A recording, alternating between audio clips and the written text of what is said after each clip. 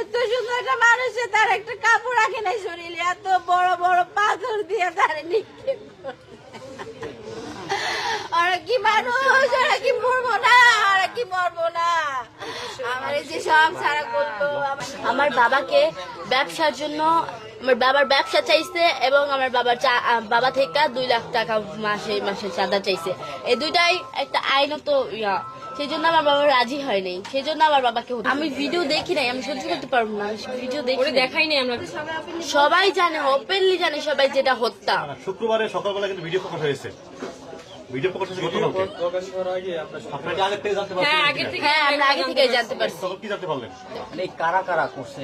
আমি সবার নাম তো জানি না, কিছু মানুষের নাম জানি, যেরকম টিটু, মইন, ছোট মনি, লম্বা মনি, তারপর রনি, কামাল না কাউসার মোল্লা, কাইয়ুম মোল্লা,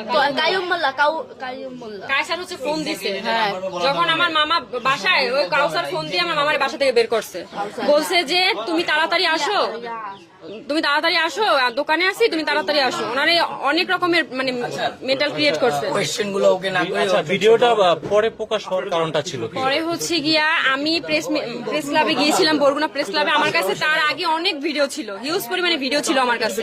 তো আমি এগুলো পেশ করার মতো এই মানে প্ল্যাটফর্ম পাচ্ছিলাম না, তো যার কারণে এটা একটু লেট হয়েছে। আর এই আমার কাছে যে আপনার পাথর নিক্ষেপের ভিডিওটা আসছে আপনার আগামীকাল 9টার দিকে, সকাল বেলা 9টার দিকে। তো ওইটাই আমি আমার একটা কলেজ, আমি বরিশাল ভার্সিটিতে পড়ি, তো ভার্সিটির আমাদের পেজ আছে, পেজে আমি এটা আপলোড করি। আপলোড করার পরে এটা অনেকটা মানে 1 ঘন্টা না 1.5 ঘন্টার মধ্যে এটা সবার কাছে ছড়াই যায়। হ্যাঁ, এটা প্রকাশ হয়েছে কালকে। কারণ আর এর আগেও আমার অনেকগুলো ফুটেজ ছিল, সিসিটিভি ফুটেজ আছে 7টা।